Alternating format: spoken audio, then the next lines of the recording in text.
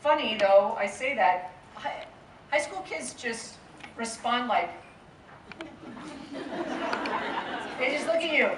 And so my husband's a high school teacher, and I tell him, I said, I never feel like I hit it. Like, I never feel like I get it, like, you know, hit it out of the park, as Lana said. I never feel like I do that with high school students. And he said, neither do I. I do it every day. And he's like the most loved teacher at school. And so one of his students was in this leadership class that I spoke to, and he came back and told Mr. Club that Ms. Club did a really good job, so I don't know, maybe I do. But I haven't quite found the mojo. I do want to do that. I guess long story short, I do want to do that. And it's harder for students to really believe my story, and part of that reason is everybody in here has something you don't want to tell somebody. Everybody. Everybody's got a story. Everybody's done stuff you're not proud of. Everybody's got something to overcome in life. Everybody. And when you're in high school, no, you don't have anything you have to overcome. So I think that might be a little bit why my message seems to resonate a little bit more, and maybe it is resonating with students, I don't know. But I would love to, I've talked a little bit about talking with like the, oh my gosh, young women's organizations. Resource Center. Yes, Yep. yes. So, which I know, I would be open to that. I'll stop babbling. I would be open to that. If you got an invitation to come to a high school, say in Northeast Iowa, is that something? Yeah, well, you know what I'm doing right now? Actually, I'm doing a video for, I'm going to say it wrong, Oldebolt? What did I say it right? Yes. I'm doing a video for them on, I forgot. I have it written down. It's like something excellence type thing. But I'm doing a 20-minute video for them, which is kind of fun because then we get to edit it and go back and forth when I mess up. And I won't say any of those S words that slip out. But the answer is yes. If I can find a way to make it work into my schedule, then I would do that, and or find alternative ways to share a message if that was important. One more question. Yes.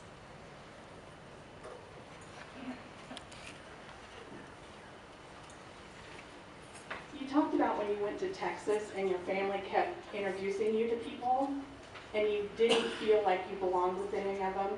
What is something that your family could have done to change that for you? Gosh, that's a great question. I don't know. It was inside me. You know, and sometimes maybe you just have to go through stuff in life. They did a lot. My aunt and uncle really that took me in. I'm going to see them in Montana next week, actually. We're still like super close. They changed my life. And I don't think they could have done more, really, because they believed in me. And then here's the other thing I started to say that I didn't finish. They held me accountable. Like, they had no idea really the depth of stuff that I was doing, but they really did know when I'm living in their house and I came in at 3 o'clock in the morning, not thinking anything was wrong with that. What the heck? Seriously, I mean, that's how much, you know, just ignorance. At 16 years old, I'm living on my own. At 19, I go and live with them, and I don't know that it's wrong to stumble in their house at 3 o'clock in the morning, having been drinking all night, and like in the next bedroom next to their 16-year-old daughter, my cousin. Like, I didn't think anything was wrong with that. I do now, just for the record. But I didn't then. But my uncle would hold me accountable. He said, young lady, you know, this is not how you behave in our house. And so if you're going to live here, this is what you're going to do. He didn't tell me, he didn't go in, what are you doing, where are you going, he didn't do any of that. He just said, young lady, we love you, and we want you to be here, but this is what you're going to do. Well, I stepped up my game. Like, okay, don't come in at 3. You know, come in at midnight, or stay at somebody else's house. You know, I didn't change my ways, but they just believed. It's like everybody put a little bit more of that ounce of worth that I was trying to rebuild. Everybody put a little bit more in there for me, a little bit more in my tank. And when it comes down to it, I'm the one who has to change. I had to change. Nobody could do anything sorry about the noise, to change me. I had to change myself. But so they just kept pouring like a little bit more worth in there. A little bit more, a little bit more, a little bit more. Until I had enough that I could pull myself up by my bootstraps and then learn different things. So instead of drinking to fill the hole in my heart that was completely empty and sore all the time, instead of drinking or doing drugs or whatever, somebody introduced me to triathlon. I could exercise my brains out. That's what filled that in my heart, you know, that hole, until I learned something else, and that's a whole nother testimony I used to share at church. But I finally learned what filled my heart, and then I met real human love and somebody who cared for me. My husband, I was married to a saint, by the way, for those, Tom, who know my husband. His name is Saint Jeff, from Sigourney, that has the best 4th of July parade ever, and pie. So.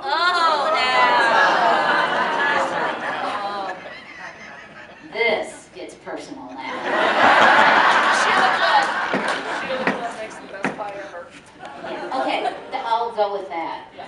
But I am a national pie competitor. Oh yeah, you name it. I just made lemon meringue for the first time ever, and it was a bit soupy, but very tasty. Mine's not going in the Iowa State Fair this year, but I will work on it. Okay, good, because I'll take you on. Okay, one thing I noticed for sure, okay, this little stool that they have to step on, God packs a big punch in a little teeny package. These two right now. Anyway, thanks for letting me be your I am certain.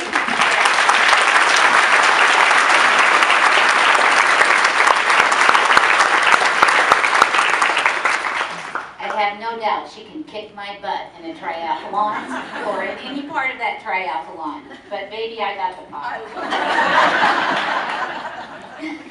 What a privilege to share this stage with such a wonderful person. And I apologize, I said your name backwards. Sandra Hatfield Club. And this is a woman who practices what she preaches. Instead of asking for a fee for speaking to us today, she's asked that we make a contribution to the Drake University Bulldog Athletic Club, and so we'll be doing that $500 contribution in the name of Simon.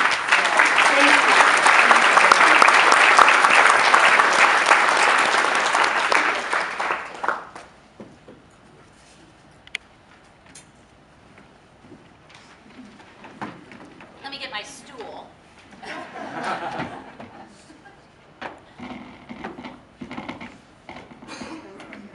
Okay. Any sign of the governor yet?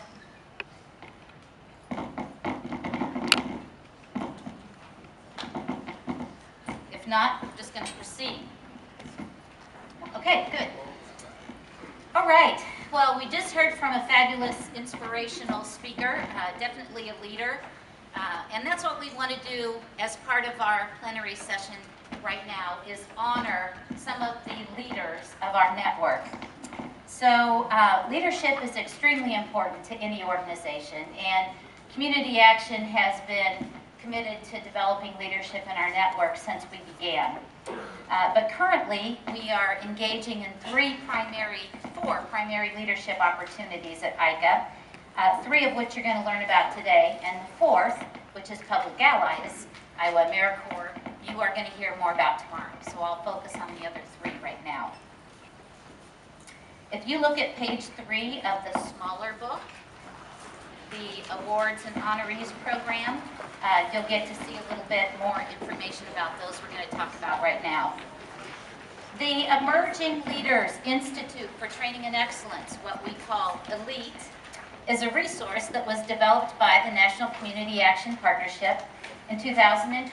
I was part of the pilot project of that leadership training because I wanted to be able to implement this here in Iowa.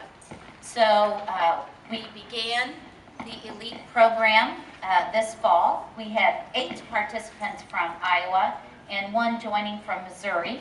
I would like to ask our 8 ELITE participants to please stand and be recognized.